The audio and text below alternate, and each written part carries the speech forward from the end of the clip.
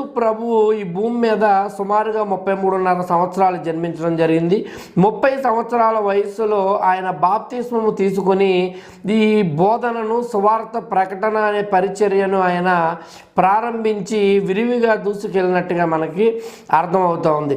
లూకా సువార్త 3వ అధ్యాయము 23వ వచనము మనం చూసినట్లయితే యేసు బోధింపనారంభించినప్పుడు సుమారుగా 30 ఏండ్ల ఈడు గలవాడు అని అక్కడ లూకా అనే వ్యక్తి అక్కడ రాయటం జరిగింది, మనందరికీ కూడా తెలియజేయటం జరిగింది. 30 సంవత్సరాలకు యేసు ప్రభు బోధించడం ప్రారంభించాడండి. మోషే ధర్మశాస్త్రాన్ని మనం చూసినట్లయితే ఒక వ్యక్తి పరిపూర్ణ యాజకత్వము చేయుటకు, పబ్లిక్ మినిస్ట్రీ మొదలు పెట్టుటకు 30 సంవత్సరాల కాల వ్యవధిని వారు నిర్ణయించారు.